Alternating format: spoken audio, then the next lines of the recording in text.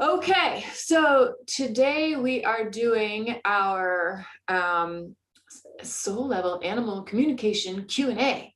And what is this? This is basically kind of a fun time together where I get to explain to you and share with you all about soul level animal communication, what it is, give you a little bit on how it works, because it is a little bit different from, let's call it, regular animal communication.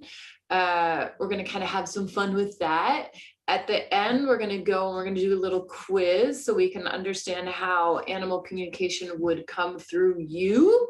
And I'm going to answer your questions about animal communication as well. Let me make sure I didn't miss anything. I did. I totally missed a whole bunch of stuff. All right.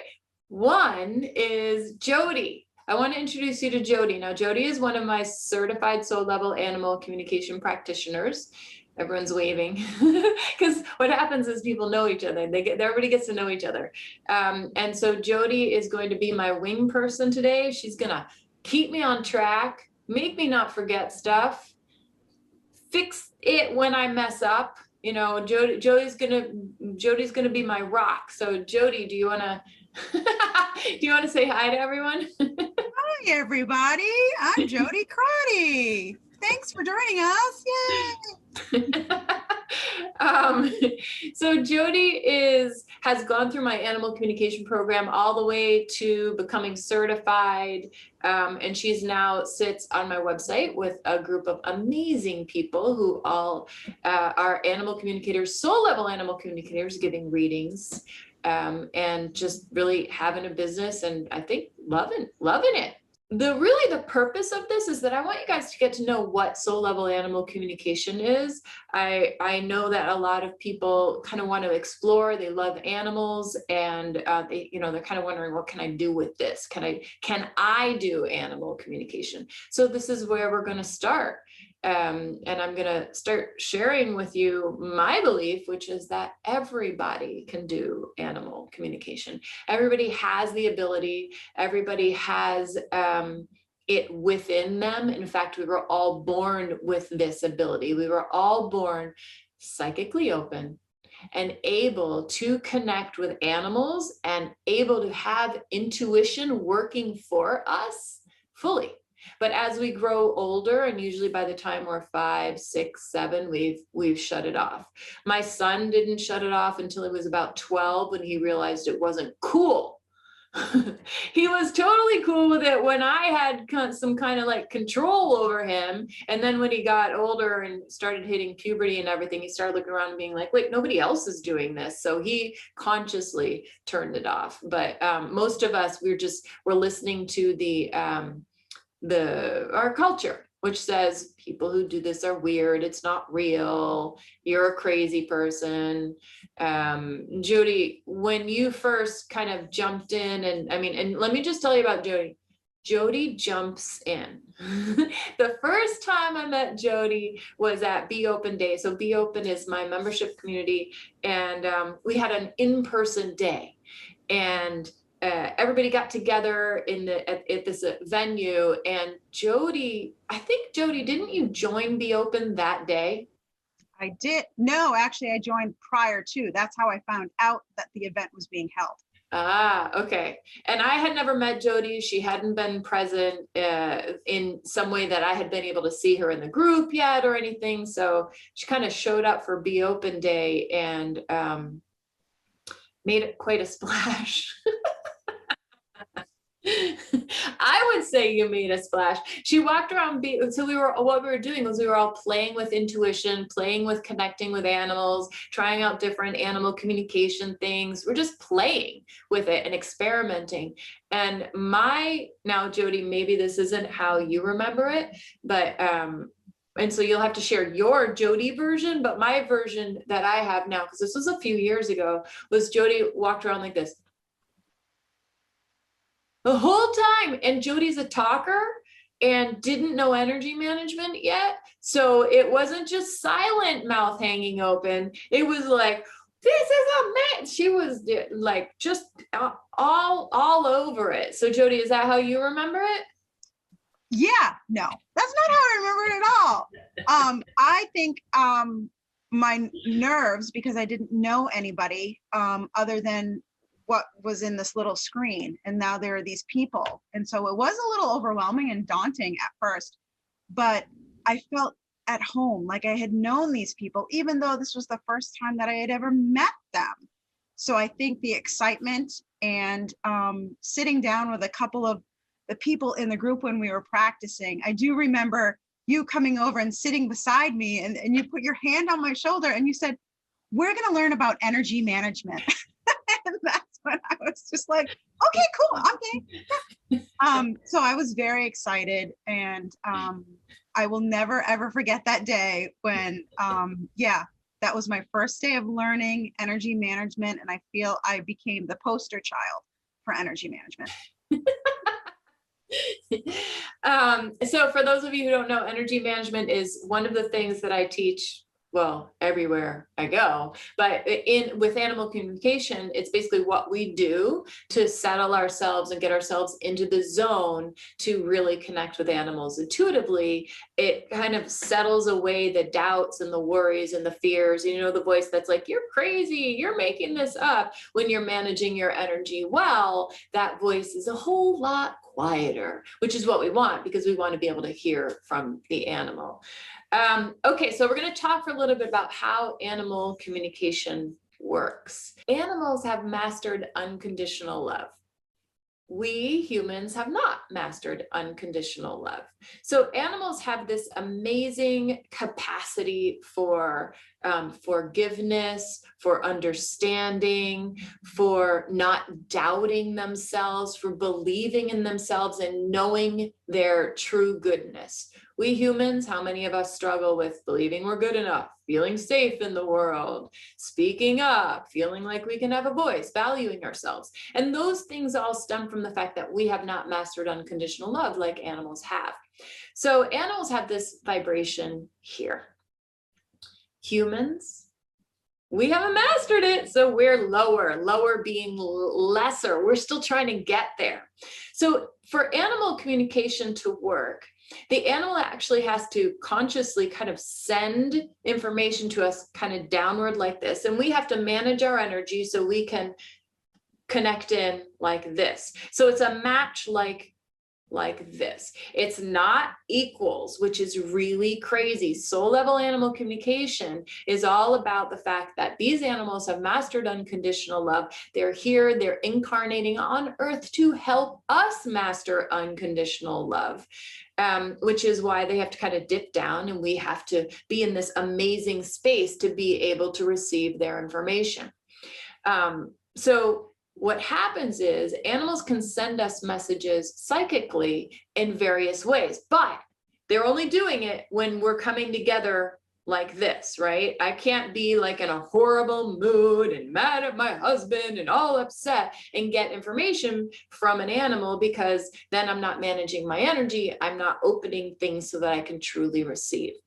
So if I'm managing my energy, setting my intention, I can receive information from animals in 4 main ways, but there's actually way more ways. And I'm going to say that it's not just me. It's Jody, it's Karen, it's Christy, it's Anna Marie, it's Marion. It's all of you can do this if you know what to do. So one way that animals will send information is through pictures, images, visuals, flashes out of the corner of your eye, little teeny tiny short movies, that kind of thing. If you put yourself in a place where you are wanting the images, though, like show me an image, dog, show me an image, it's not going to work because you're contracting around the energy. So just knowing that this is a possibility is the best place to sit on this. Animals also send information to us through sounds. That could be the sound of a bark, the sound of nails on the floor, the sound of a metal hitting a wall. It could be whatever the animal wants it to be. It could also be through words and phrases. Interestingly, animals very often don't speak in big, long paragraphs. They give us the important word. A lot of that comes from the fact that they have to dip down, we have to raise our vibration to be able to catch the information. So if I'm not great yet at holding my vibration here to catch the information, I can only get a little blip. So in the beginning, you get little blips, like a little red ball or happy or whatever that little teeny bit of a word is. Animals also send information through feelings in your body, emotions. Those could be goosebumps. Those could be, I feel happy, I feel sad, I feel cold, my shoulder hurts. They will basically look at your entire body and figure out, how can I send this person information where they're going to understand it? And the other main way that animals send information is through knowing. And this is where you didn't see it, you didn't hear it, you didn't feel it, but it's in your head somehow, which a lot of the people that I attract into playing and learning animal communication tend to have a lot of knowing. What's the problem with knowing? The problem with knowing is it at least feels a little safer to say to somebody, I saw a picture of a red ball, right? It feels a little safer than, I know that he likes balls, and there's nothing concrete there when we have a knowing. So it does take a bit of trust in yourself and the ability to kind of like just try it out, just put it out there, which is scary to just put it out there. What's your biggest concern, or what stops you from really running with, delving into, investigating, learning animal communication? So I want you guys to go, and as long as Jody put it in the chat, you can put what gets in the way of you learning animal communication. And I see a lot of people getting close to the screen to do their typing. So I know you're typing. Awesome. I love Zoom. Okay. Jody, you want to read some to me? Because I don't have glasses on. That's just like white blur. Yeah. A lot of it is trusting yourself, time and self-doubt. Okay. So wait. Let's talk about trusting yourself. That is a huge one. Trusting yourself, trusting the information, trusting that you're getting it right, trusting that you're not making it up. I would definitely, wouldn't you say, Jody, that was your big piece, was trusting that this is working even? Absolutely. That was, I think, the biggest obstacle I had to overcome was trusting myself. And still to this day, there are some times where I'm like, wait, what? And so it's a constant, thing that I'm working on with energy management too, is trusting myself.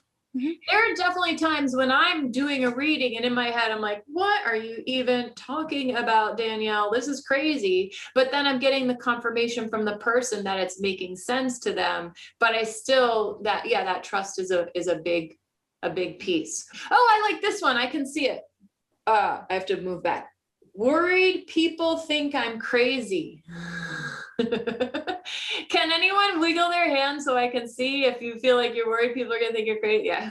Okay. And so you guys don't know this, but I can see some of my practitioners are here and some of my soon-to-be practitioners are here, and they waved their hands too. The people will think I'm crazy thing is definitely a big one. I have found that the people who think I'm crazy aren't like fun people that I want to hang out with. People will think you're crazy.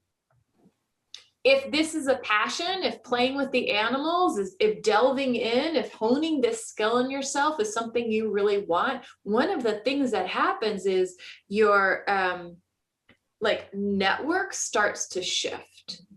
So people who really weren't into it, of which there were very, very few who were like, Danielle, I cannot be around you. This is insane. Those people drifted away. The people who are like, you're doing what? Those people, because I didn't push them, became more open to it, aligned with it, because I didn't push them, because I didn't teach them. I didn't try to educate them about why I'm not crazy. I just said, all right, these people don't know anything yet. And a lot of the time they just need to be exposed to it, to be like, all right, Danielle's the one who talks to animals. And interestingly, that's even happened at my husband's gym. Because I believe so much in this, and I am who I am, and I'm pretty cool with it. He's pretty cool with who I am as well. So he talks about it without much of a, like, he doesn't run into people who are like, Danielle, you're the devil. He used to. We used to get a couple of those who were like, I can't be around you. But now, because we've embraced it so much, people at his gym, I have those Animals Talk to Me t-shirts. They're all wearing those t-shirts at the gym because they saw him in one and they all wanted one, and they were cool with it. So the social network does tend to change a little bit. The more you embrace what your passion is, if doing this kind of thing is your passion and playing with the animals. So it does change, and there can be challenges, and there can also be awesome things that happen as well. Like, you're going to get both as you delve in. All right, Jody. So how will I know when I have got it right and I've connected? How do I know? That's definitely a big fear. Actually, in my classes, as you know, Jody, I try to set up a lot of my classes so that you get to play and practice, because how will you know? You know when you do it so much and you have the experiences and the person's there to go, that's so neat. That's so right on. There is not necessarily some kind of internal ding, you got it right. Although I will say that I've come to a place where I can kind of tell, yeah, I'm on track. Yeah, I'm feeling good. I'm in the zone, that kind of thing. But a lot of people want this magic pill, but it's really more of a just this, I feel like I'm there. I feel like this is working. And then getting that confirmation. What is another one you're seeing? Another fear about, or concern or challenge to learning animal communication, Jody? What's real and what's my imagination? Yeah. If that makes sense. Yeah. A lot of people definitely are worried they're making it up. So my advice for that, whether you take a class with me or you're naturally doing this, or you just want to investigate it somehow, my advice there is that when you're playing with animal communication, is that you don't play with animal communication in life and death situations. So that, let's say you don't realize that you kind of said what you thought you wanted to hear, right? Let's say you don't realize that you did that in that moment. It's not the end of the world, right? Nobody's going to die. You're just going to learn. You're going to learn through your experience.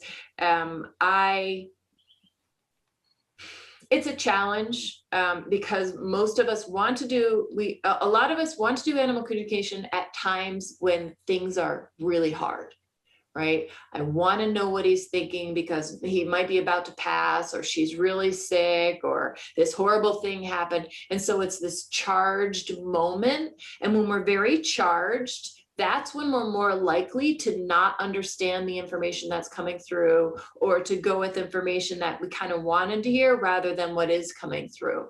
So to practice and to be able to start to learn what is working, what is really from the animal versus what isn't, you want to stick to the kind of lighter situation so you're not going to be attached to the information. When you're attached to the intuitive information, what happens is, if I'm talking to a dog and I'm attached, it needs to be this way. I want it to come through this way. I want to hear this thing. What I'm doing is I'm actually taking my ability to receive all this intuitive information that's always flying at me from the animal. And I'm like, well, I just want it to come through this tube. So it's only these two things that I want to receive. Well, now I'm going to miss out on the whole deal of what the animal really wants me to know, especially if the things that I want to receive aren't what the animal wants to tell me, aren't what the animal wants me to know. So approaching an animal with a very open mind, open heart, without an agenda, actually helps you figure out, hey, is this real or is this make believe? Make believe shows up when we're trying, when we want certain information, or when we're upset. And I also actually want to say this. I never use the word make believe. When I'm teaching people animal communication and someone's like, I did this exercise with my partner and I got it totally wrong. 99.999% of the time. Literally, I can't just say 100 because maybe there's some time that I'm forgetting. But I can go in and look at the intuitive information that this person's saying was totally wrong and find the bit of intuitive data that came through that they kind of unintentionally manipulated or interpreted to make it be wrong. So almost always there's a piece in there that's the truth, and it's just up to you to learn how to work with that so you don't take it away from the truth of what the animal wants you to know. What I want to do is we're going to go to some questions. We're going to do this cool thing at the end so that you can find out how an animal will use you to give you information psychically. But for now, I want to actually hear from some people who've been through this, who've really struggled with that. Because I mean, the thing that everybody is saying is trusting it, believing it and trusting it, believing it and trusting it, believing in me and trusting in me. So I actually want to go to Karen. Yes, Karen. So Karen is another one of my practitioners. And the thing, because she went through my whole program of doing lots of animal communication, now she's a professional. Can you unmute Karen, Jody? Jody, you forgot. You're like, hey, we're gonna hear from Karen. So the thing about Karen is Karen really struggled with trusting and believing in herself. So Karen, are you cool to talk about that for your experience with that? Like, how Sure. did you feel? What was that struggle for you? Can you voice it? Hi, everybody. And yes, I can. And for a while, I was really afraid that I was going to get it wrong. So I was afraid to trust what I was getting because I didn't think I was good enough to trust the information, and I had this fear of letting other people down, and so I got so stressed about it. What did that look like? If you were so afraid of getting it wrong, how did it show up in a practice reading? I would try too hard. I'd actually focus so hard. I'd be like trying so hard. I wasn't allowing the information to come through. I was pushing too hard to try to get the information. And that does this. That's the thing that does this. I was like, yeah. What did you do that eventually opened that up a bit? Because I know it's not totally open all the way yet for you, for me, for anyone, but what shifted it so that you eventually were like, oh no, this is working? Well, you gave me great advice for one, beyond energy management, but also like to take a step, to just sit back, like don't push so hard, just to breathe and take a step back and allow. And so the more I started physically actually just sitting back and allowing, the more I started to actually feel things come through. So what she's talking about is I saw her on Zoom doing this. She was actually sitting forward, like, here I go. I'm connecting with the animal. Like it's emotionally, physically, energetically a closed position. Relaxing back like this, it's harder, right? To be like, animal, give me this information in some way that I'm going to understand. Like that's definitely more challenging. So cool. I forgot that I told you that, Karen. Yes, but it's awesome. I like what I said. Cool. Thank you. Let's go to Monica. Because Monica's another student, and actually she just recently went through my whole program. I'm calling on people who went through my program because they have the hashtag Slack.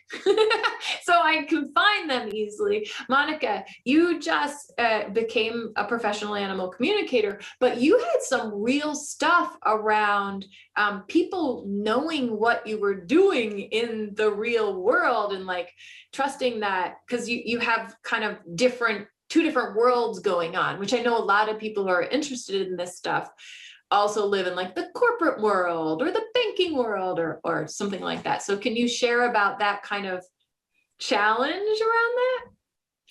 Oh yeah, it still gets me, but I'm much better with it. But so I'm a magistrate judge. I have my law degree, and I'm like, this is the stuff I love. And, I start doing it. I'm like, oh, they're going to take my law license away. They're going to find out about this. I'm going to lose my job. And even just coming out, doing my website, it just really rocked my world. And I was really struggling with it. And then one day when we were working on the website and I had to put about me, I just wrote that all out and how I was trying to juggle these two. And I just kind of owned it. And that was my first step with getting comfortable. I can't say I'm totally comfortable with it now. No, but you know what is so cool? What is so cool is that I've never heard you in a big webinar say that you're also a magistrate judge. You've done it like kind of smaller, little ways. So I just, I feel that's really, I'm so proud of you. I had a little hesitation. I almost did. And I was just like, I'm just saying it. You did it. I love it. It's making me teary. Aww. It is a challenge, you guys, to come out with the things that you love and to do what you love, whether you're doing it like Monica's doing it where she has a business, or you're doing it just because you absolutely love animals and you want to do more with them. I didn't know that's so awesome. Monica, thank you. And you know what? I have to say, I couldn't have done it without you, Danielle, and all of the camaraderie, the people in the class who've just supported me, and the animals. I mean, I couldn't have done it without all of that. So, but it's like once you kind of just commit, you get all this energetic support from Danielle, from all of your classmates. I mean, huge friendships, and the animals. It's just like they'll start showing up in weird places and just giving you messages. It's just awesome. So cool. I just, that's like that. You just made my day. You made my day. Thank you. Thank you. So, Monica obviously had a love of animals and kind of took my beginner class and then decided to keep going. And so that's, everybody has their own journey. Whatever you are going to learn animal communication for, whatever you want from it, it really seems to be different for a lot of people. I want to hear from one more of my students, and I want to see if she's here. And she's not going to be psyched that I'm calling on her, and her stomach is falling right now. Yes, Christy, will you talk? You don't have to if you don't want. Do you not want to?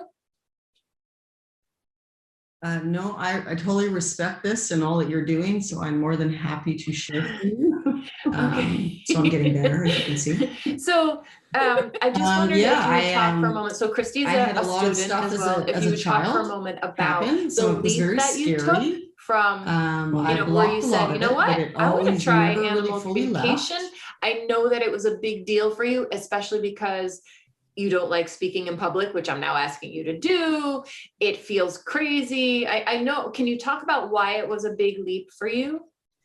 Yeah, I have this really big, huge fear of being seen, not one-on-one, but in a group like this, or even out in public. Sometimes it can overwhelm me, like something bad is going to happen to me. And I know it's not rational, but I've been working on that for 3 years. And teacher by teacher led me to Danielle. I absolutely was led here. I know that. And I'm sure it was my last dog that I had. I don't have one right now, but she was really a big part of me felt like I lost a part of me when she passed. And yeah, it definitely led me here. I think a lot of people have that journey here. Yeah. Can you talk for just a moment, if you don't mind? I know I'm just really psyched that you agreed to speak. So thank you. I know you had no idea.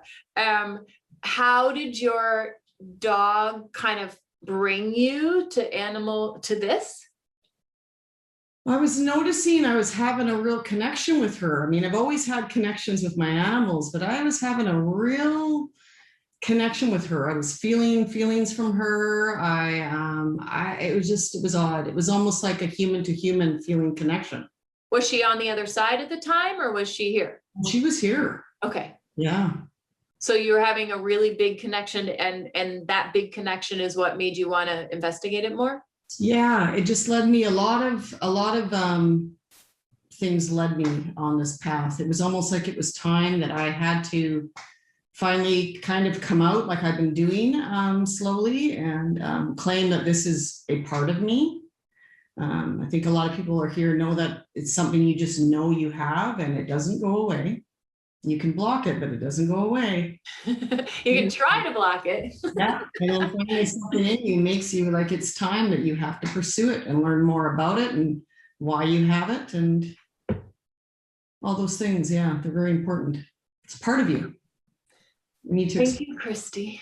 You're welcome. I thank you for talking. I know that was never your plan, but I chose you intuitively. There's a reason. I know, I have to keep marching forward. Cool. All right. So that I know that people had questions about animal communication as well. And you guys can raise your hands to ask your questions, not reading questions, but questions. And a few people did send questions in. So what I'm going to do is I'm going to go to Bettina had sent in a question that says, should I tell the person I'm reading everything I'm getting in a reading?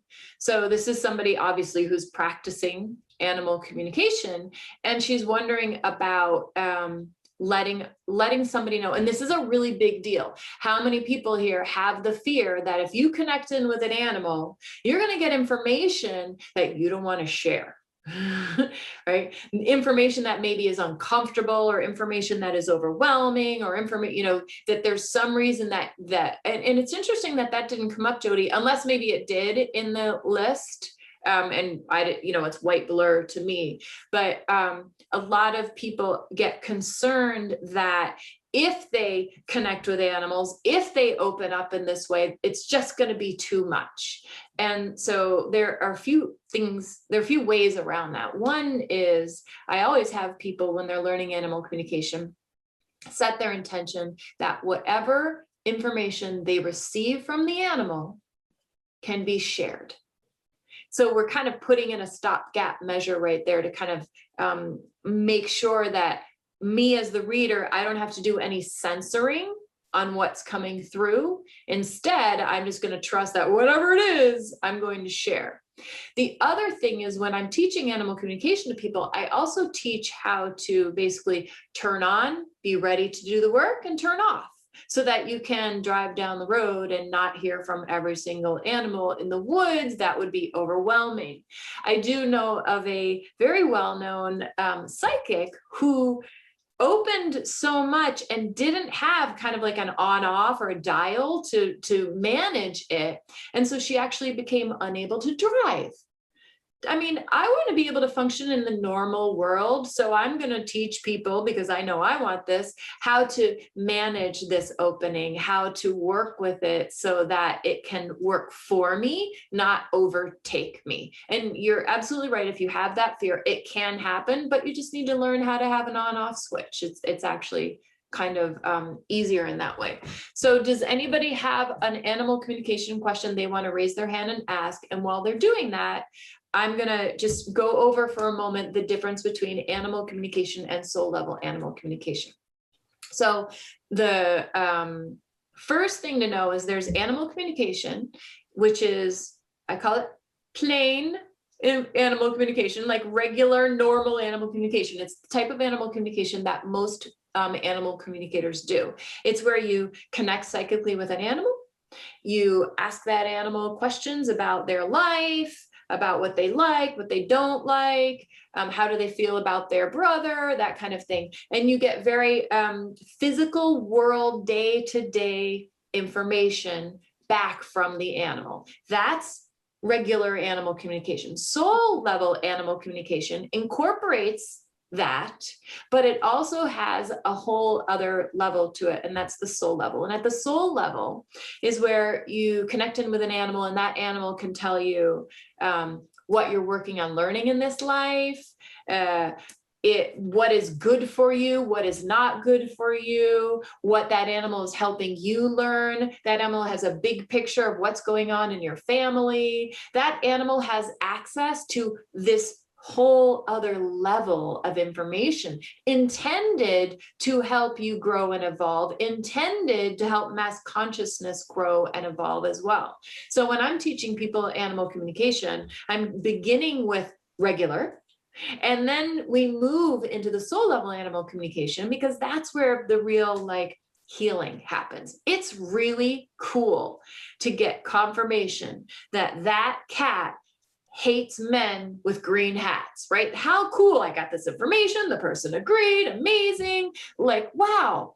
But isn't it even cooler to find out that that cat is helping that person learn to speak up by wailing every night at 2 a.m. to model for that person, hey, this is what you need to do. And when you do this, you're going to feel happier in your life. Soul level animal communication is everything to me. And it's what my heart wants to share with the world. Let's go to Cindy Opalak. I was wondering if I have two cats, can the communication occur with the two cats simultaneously? Yes. Okay.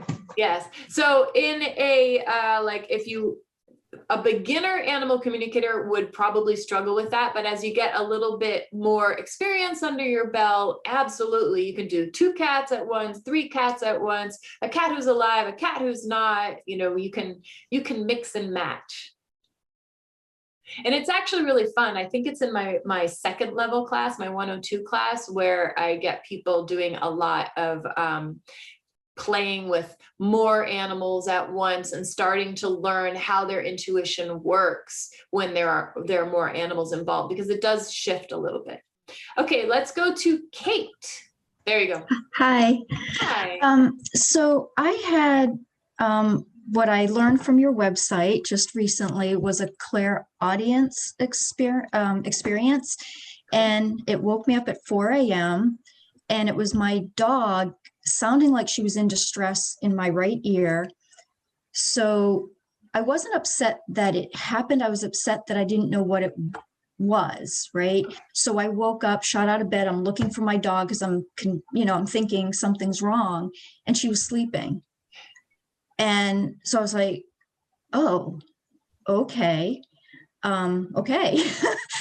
So, I didn't want to go do a deep dive on the internet to figure out how to interpret that. Like, I didn't know if it was symbolic, like, was she just waking me up to this journey that I'm starting with, not just animal communication, but intuition in general?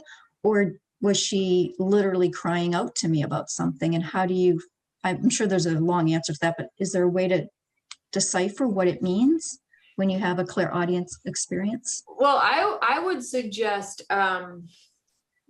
going further with it rather than trying to interpret what you've already experienced. So I think you, if you're on my website, have you seen the Dream Connect method on my website? Mm-mm. So go to the website and then type in Dream Connect method, or it's on my YouTube as well. And I actually go to the website because it's more, I actually wrote out all the steps, and there's like a PDF and stuff. So what I feel that she's doing is giving you like, go here, delve in, let's do more. So, and one of the things I always discourage people from doing is interpreting the information that the animal's giving you. So I would suggest actually doing the Dream Connect method, which is where you go to sleep, you use my little technique, and it helps you get a visitation from your animal. And you can do it with an animal that's alive as well as crossed over. I'm feeling do that so you get more information and it becomes clear, not through me telling you, but through your dog giving you the experience. Okay. I love that you looked it up and that you knew it was a clairaudient experience. Awesome. I feel like there will also be visuals that are going to come up as well. And it might take a few times of doing the Dream Connect method for it to happen, but I feel like your dog's guiding you to do more. Okay. Thank you. Cool. Okay, have fun with that. Thank you. Okay, we're gonna go to Teresa. Hi. Hi. So this is all new. We lost our English bulldog about a month ago, and I guess I signed up for this to learn how to communicate with him. So how does this apply? I mean, I know it's all kind of similar, I'm sure, as it is as physical and, you know, the other side, but do you have any suggestions for me as far as that goes as a beginner? So my first question is, did you come here from YouTube? No. You came here, okay. Website from your book. Oh, okay, cool. So on YouTube, I have a whole bunch of videos, like what I was just talking about with that last person, that Dream Connect method. It would be a really great way to start. And there's also different ways that they deliver messages as well. But I feel like what you're saying, are you saying, yeah, I want messages, but I also want to be able to go and get messages. Like you want to be able to actually like go and have a conversation, correct? Yeah. Okay, Yeah. so there's the more passive way of receiving messages. You can go to my YouTube or my website to see those and like learn, well, how do they do it? That kind of thing. But, you know, I would actually suggest taking the class that I'm starting like in a couple weeks where you don't need experience, but you don't want to be in a place, if you're in a place where you're like, crying every minute of every day, that's going to be a little bit challenging. If it's calming down, if you feel it abating just a little bit, okay, now you're in a better place to do it. But it would be important that you're not in that crying every moment place. Are you in the crying every moment place? It feels to me like it's starting to shift a little bit. It's getting there. I mean, I do obviously whenever I talk about it, but I think I also want it because we had planned on getting, you know, another puppy in the future. So I want to be able to communicate with it as well as Norton, because I understand that Norton will possibly be the guide for our new puppy also. Yes. Yes. Oh, I'm getting goosebumps. Yes. Yeah. And that, how cool would it be to then go and ask Norton, hey, who is it? Or when are they coming? Or tell me about them. What do I need to do to prepare? Because I will say that it does feel like the new puppy that's kind of making its way to you is a handful. And I also will say that it feels like Norton is kind of laughing about that and thinks it's funny. Does that make sense to you? It does, because we did have a reading with a friend of ours that is a medium, and she said that Norton said, get a trainer. Well, we never needed a trainer with Norton because he was so good. So well, yeah, Norton's got a sense of humor. You know, right off the bat to kind of more passively receive messages, look at my YouTube channel. And the thing I'm hearing to say right now is sometimes they will give messages by having their names repeated several times. So you're saying this is Norton, correct? yes. If you see, even if it's like a Norton antivirus email comes through today, start taking these as signs from Norton, like Norton's trying to, you know, or what is it? Norton here's a who? No. Horton here's a who. Horton. Okay, so it's not going to be Norton here's a who, but we know what I mean. So start listening for those as well. It's more of a passive way versus a directed way of getting information, but I would definitely I feel like Norton's already trying to give you information. Does that make sense? It does. And he's given us lots of signs.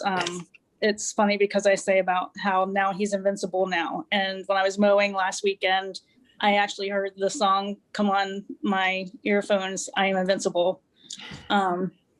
So yeah, we get plenty of signs. My husband dreamt about actually seeing him with the other puppies. Like he actually got to go there and see him, but Norton didn't see him. So very, very cool. Yeah. That's really cool. And I love that it's both you and your husband who are having these experiences and you're talking about it together. So often we don't have a person we can talk about it with. We're like, people are on Zoom with me going, yeah, they don't know what I'm doing. So really cool. That's special. Most people don't have that. Yes. Cool. Thank you, Teresa. Thank you. Okay. I want to make sure that I stay on track. So let me just talk about that class that I just talked with Teresa about. I do have a class starting on July 8th or 9th. And it's a class where once a week, a video lesson is delivered. You get to do the video lesson. Everybody starts at the same time. So you have students that you get to work with and play and practice with if you want to. Sometimes, and Christy's smiling, because sometimes in the beginner classes, people are like, I'm not going to practice with anyone. I don't think I'm going to do well. I don't want them to be disappointed in me.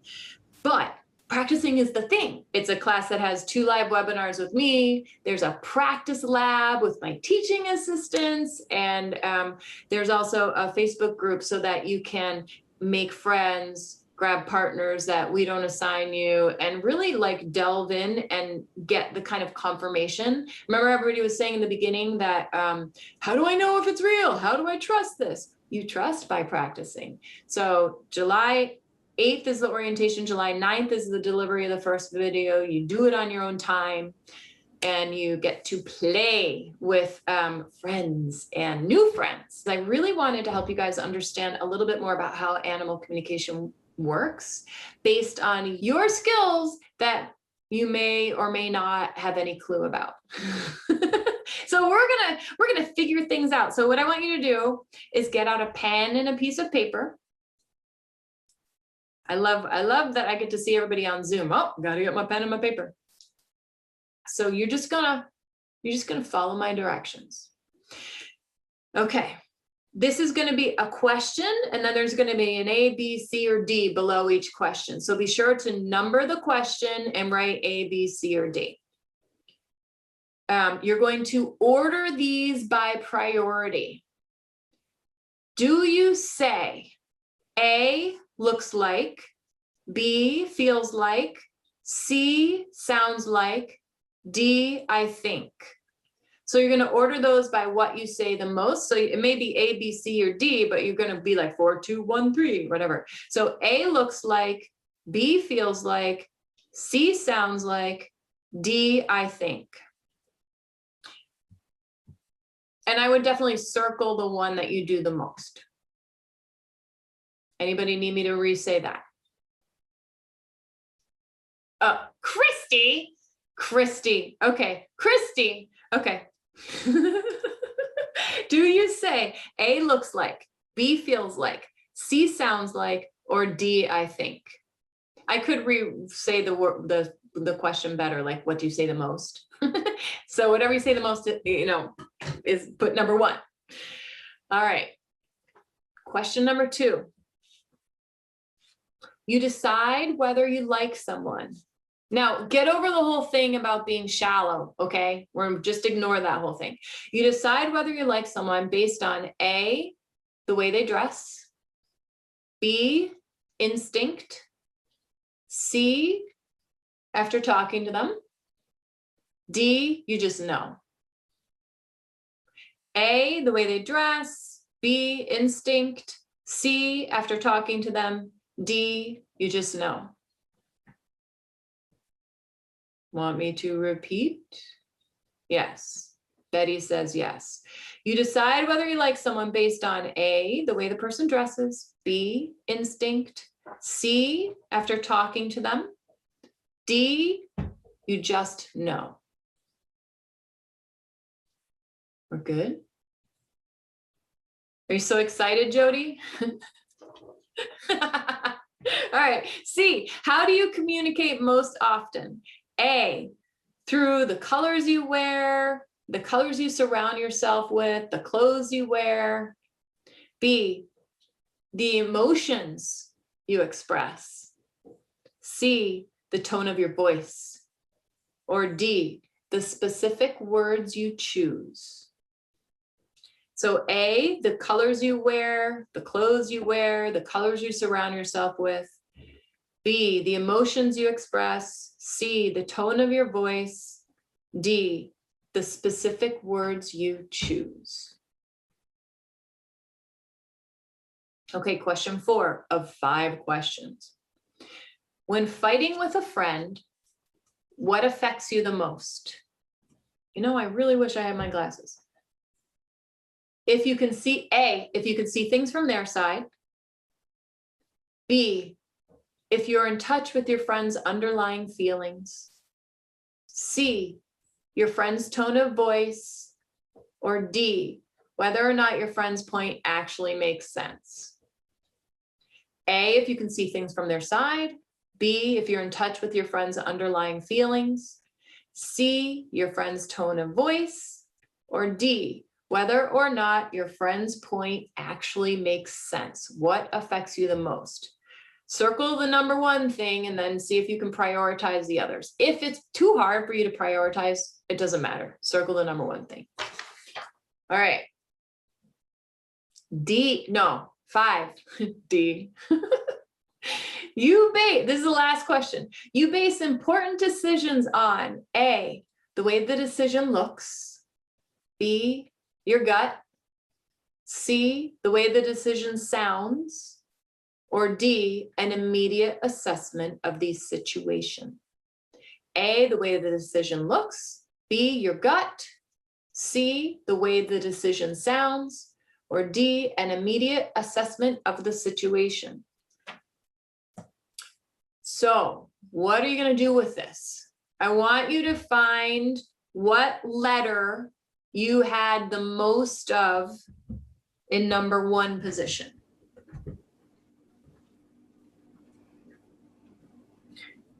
Actually, what letter you had the most of in the number 1 position, and then what letter did you have the least of in the number 1 position?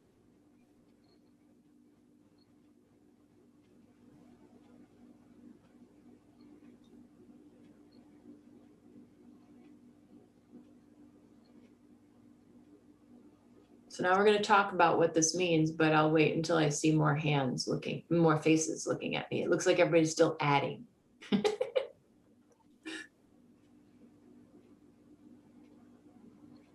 So if you in the number 1 position got mostly A's, what does this mean? Here's what it means. It means that your psychic sight is already open and you're using it a lot. What's cool about this is an animal that you go to connect with psychically is, let's say Jody got a lot of A's. That animal's going to look at Jody and be like, ooh, she's good with visuals. I'm going to start out with her by sending her visuals. And this is why we care about this, because if we know where we're already open, we know where to look when the animal is giving us information. If you got mostly, oh, shoot. I want to do this. This is what I want to do. Did you put all the hands down, Jody? So what I want you to do is I want you to put in the chat the number that you got the most of. A's, B's, C's, or D's. I realize those aren't numbers. A's, B's, C's, or D's. We got a B. Oh my God, look at all these B's. D, B and D, B, D. Where's my A's? Oh, there's an A. Patricia's an A. So a lot of people got B's. Sharon gave us a whole lot of things. Okay, so you guys, you can look through the chat to see B and C equally. I don't know how somebody could have gotten B and C equally if we only have 5 questions. Just saying. Okay. So, oh, I get it. Maybe there was 2 and 2. I got it. All right. I'm going to keep going. If you got mostly B's, you can hear your psychic hearing or your clairsentience. Your clairaudience is very open. I actually don't like the words clairsentience, clairaudience, claircognition. I don't like those because people get hung up on them, and I don't really like that. I don't want you to get hung up on it. So we're going to stick with your psychic hearing is open. And so when you go to connect with an animal, it's likely that that animal is going to give you sound or words. If you got mostly C's, this is feeling. This is emotion. This is feeling in your body. This is you walk into a room and you get chills, or you meet someone, you're like, ugh, ooh, that doesn't feel good to you. You're a feeler. It means that an animal is going to look at you and be like, wow, this is a feeler. I'm going to give feeling type information to this person. And the last one is, if you got a lot of D's, and we did have a lot of D's, which makes sense because I am a D as well. It's your knowing. So that's when the information just arrives. It just shows up.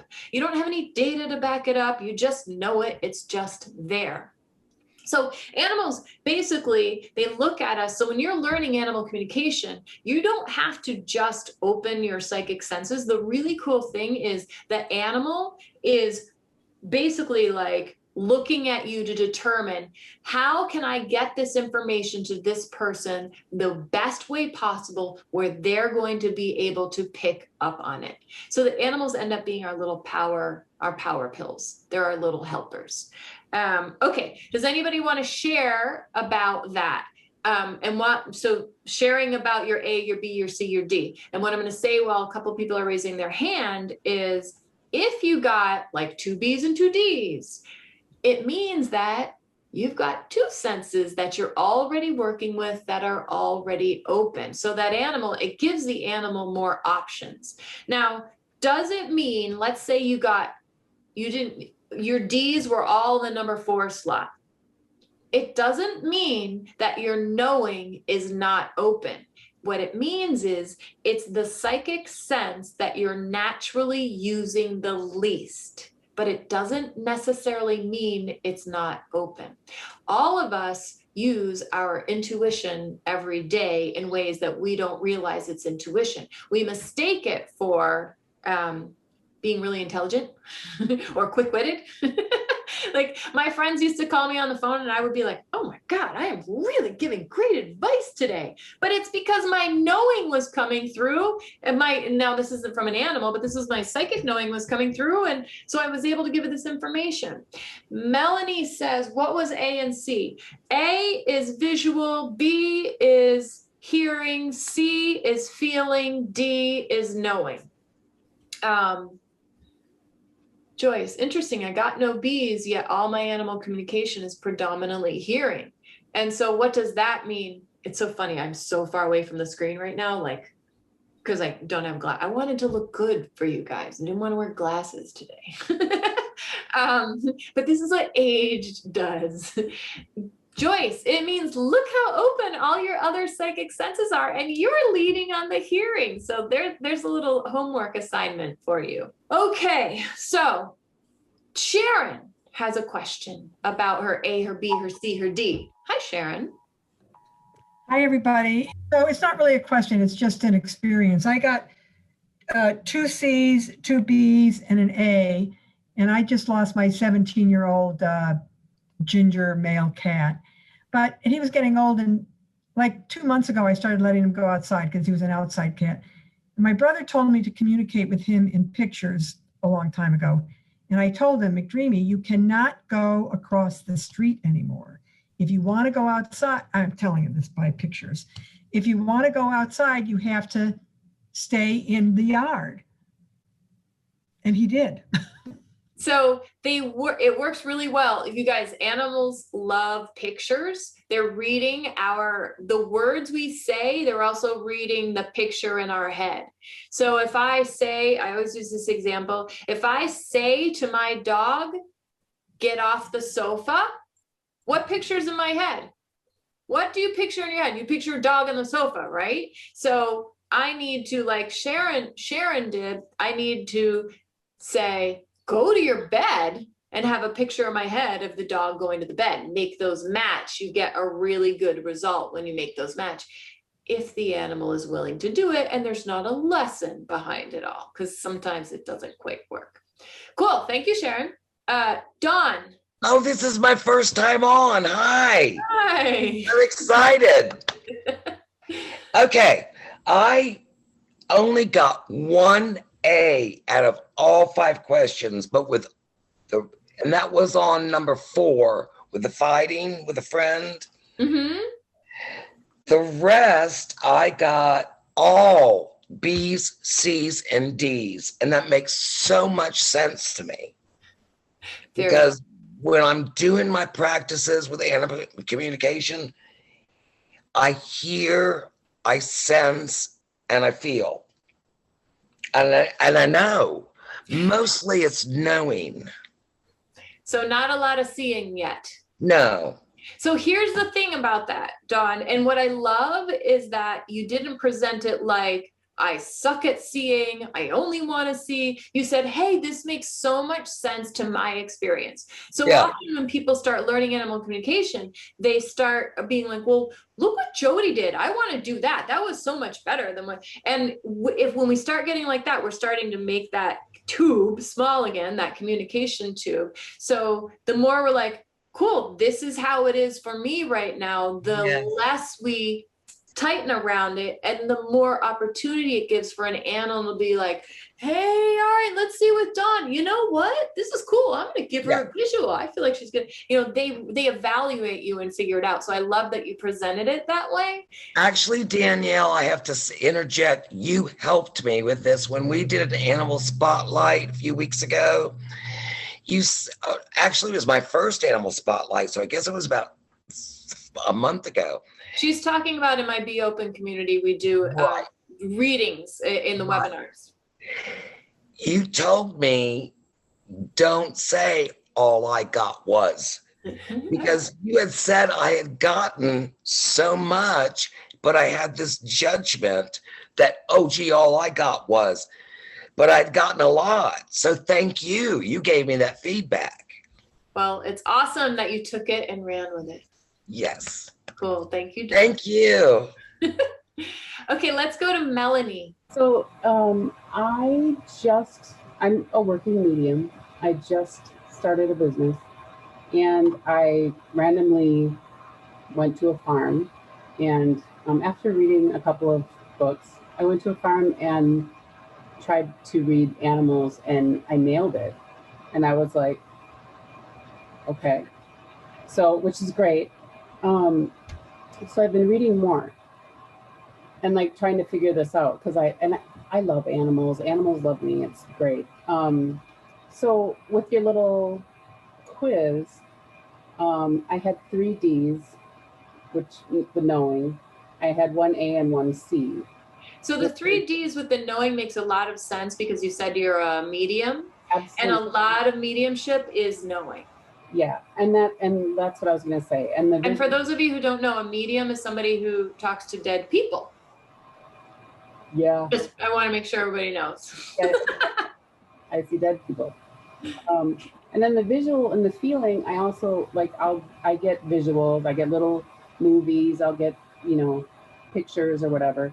I get those a lot too. And the feeling a lot, I'll get overwhelmed by a feeling. But what I'm wondering is, and I know you're going to say, take my class. I know you're going to say, practice. I get that.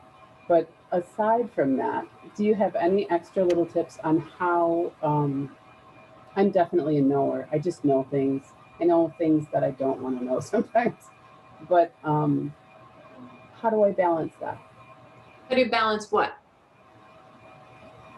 More feeling, more visual, and more hearing, as well as the knowing. So this is what we were just talking about with Dawn. If you try to consciously balance how much knowing versus how much feeling versus, all of this, you're getting in the way now of how the information's coming through.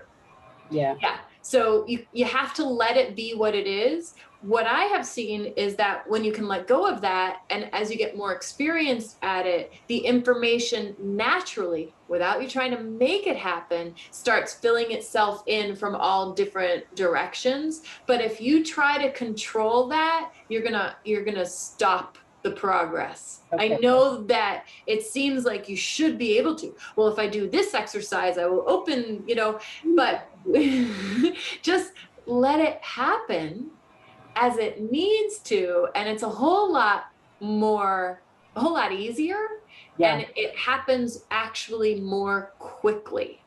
That desire that you have, Melanie, to control it, to make it better, will get in the way in animal communication, because like the way I teach animal communication is the animal's leading. So if you're there being like, that's great that I got the knowing, but now I want the animals to be like, hello, I want to do it my way. I definitely don't do that. I just was wondering if like there's a way to bring balance to that. And typically I don't, like I just get what I get and I'm happy with what I get, and I interpret what I get, and it seems to shift. You know what I mean? The seeing, the hearing like shifts at different times, and you never know which way it's going to come from. So that does make sense. Yeah, especially with the animals, because they're going to choose what way they want to give you that information. So basically do the same thing you're doing, which is seeing how it works today. Yeah, that's kind of what it is. You're like, where's it coming from? Yeah. And you're right. In my class, I teach people how to understand better where it's coming from, because the better you understand where it's coming from, the more of that information in those other ways you can recognize. Because a lot of the time, you guys, what's happening is, yes, maybe you got a lot of A's or a lot of B's or whatever it is, but it's because this is what you're comfortable with, but you're not noticing that the C's are flying by or the D's are flying by because you weren't aware of them or you didn't know how to pick them up. So the more you do it, the more you realize, oh, that is psychic information from the animal right there. So Melanie, for you, it's fast. Sometimes it's fast. For you, it's just doing it more and slowing it down. Okay. To allow the information to populate as it's going to populate. Okay, that makes a lot of sense. Cool. Yeah. Thank you, Melanie. Let's go to iPad.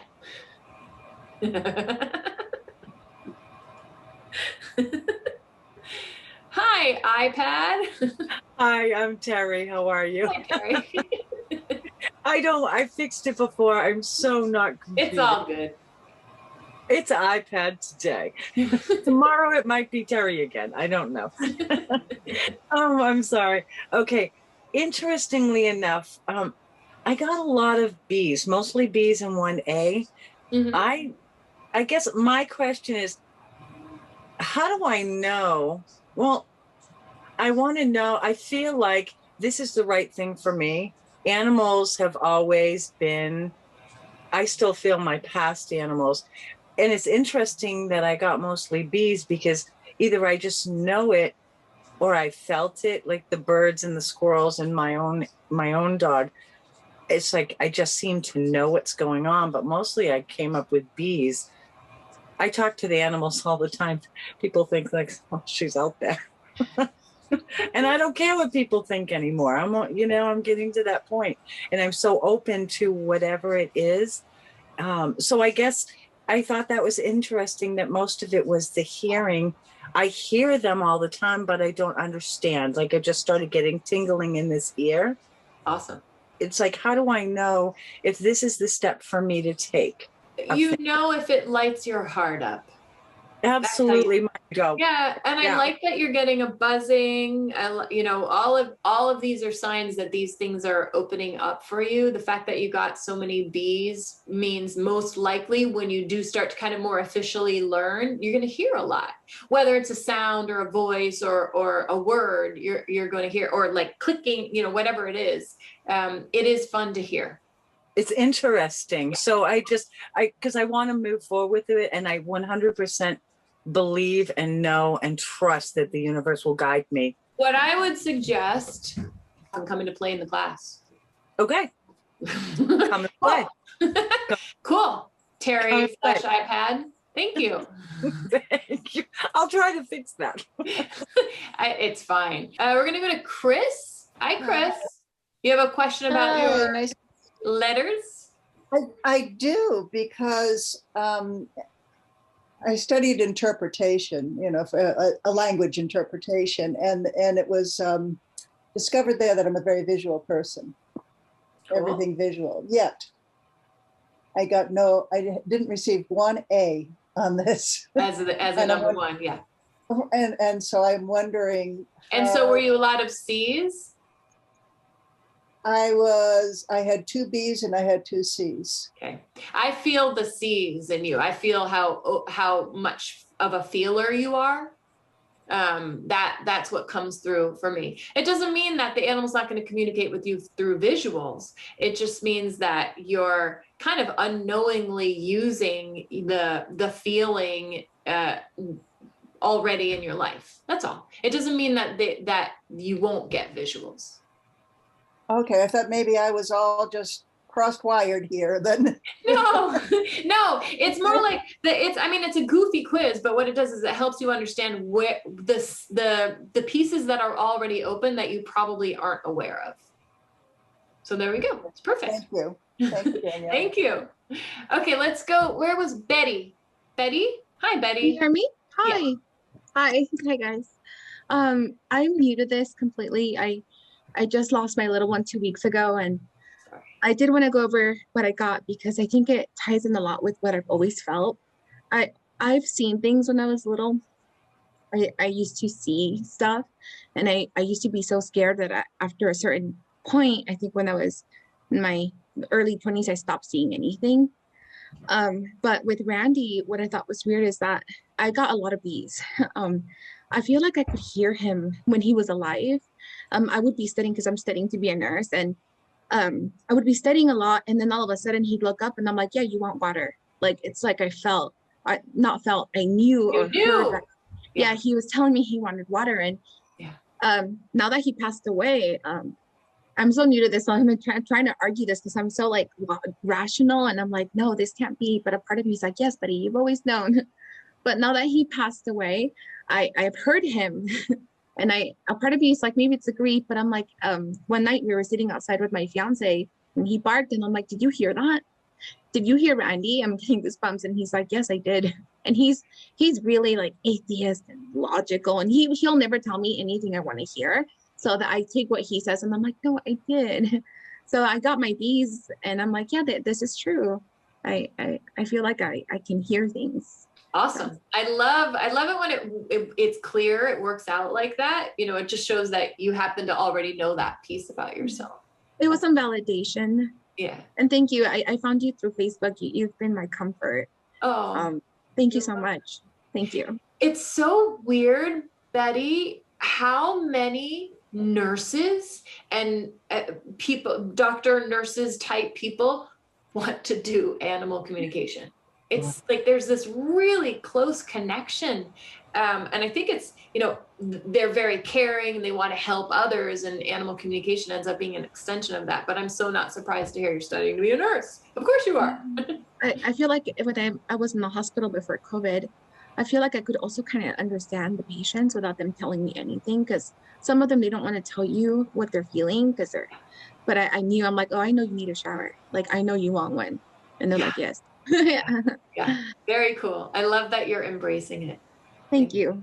Okay, guys, if you want to take my class or you get to learn more, you can go to the link that Jody posts, and I will close the class when it gets too big, before it gets too big, because I like to get to know my people. Kind of like you can see that some of the people I'm talking to here, I know them, some I don't, some I'm getting to know. And so that's why I don't want 1,000 people in a class. That would be insane. So, all right, we're going to do another question. We're going to go to Deborah because she's so earnestly sitting there. I got 2 B's and 2 C's. Yes. I have a question about your class. Okay. I was, it's been about a week or 2 weeks ago, just getting into bed and relaxing and going to sleep. And I got this really bad pain in my heart. and I knew it wasn't mine, but I was wondering if I could have got more information, like taking your class. And because the next morning, my husband gave me a call and told me that my horse had broke its leg and we had to put it down. And do you feel like that pain was related to your horse? Yeah. This is what, yeah. Yeah. So yeah, animals, in the class, I teach people how to receive information in their bodies from the animal. So if an animal wants to let you know, my leg hurts or my heart hurts or my body feels weird or whatever it is, you feel that in your body. It depends on what the animal wants you to know. We can't force an animal to share with us information that they don't want to share. But yeah, if you learn that technique, you could do what's called body mapping with the animal and see if you knew it was your horse. Okay, can you tell me what's going on? Show me in my body, anything I need to know, that kind of thing. But it is, again, you can't what if your horse didn't want to talk about it? You're not going to get information. The horse may be like, I'm not talking about it, which happens sometimes. But yeah, that's absolutely something that you could do. I'm sorry you had that experience. Yeah, that was really hard.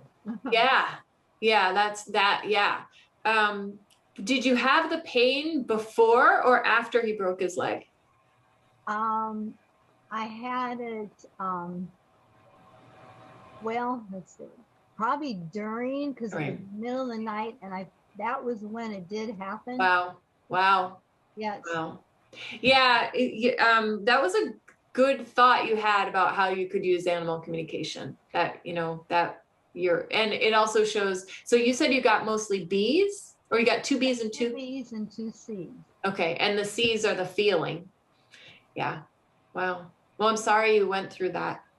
Thank you. Because she was fine and perfectly fine. That sucks. That sucks. Yeah. Okay. Thank you, Deborah. Thank you. I love that you guys are thinking of different ways to use animal communication like that. It can definitely be helpful in times of turmoil like that. It would, Deborah, you would need to do good energy management, because if you're worried about your horse at the time when you're trying to connect on this, it could be very challenging. But that is also another thing that I teach everywhere in every different way. Anywhere you want to go and learn something from me, we're doing energy management. So cool. Jody, thank you for being my wing person and running the show. If you guys are interested in getting a reading, you can go visit Jody on my website, because she's there doing her animal communication readings. I hope you learned a bit about animal communication, about soul level animal communication, and how cool it is. Yay, Donna's giving me the thumbs up, so that's awesome. And I will see you guys soon. Thank you. Thank you. Thank you. Bye.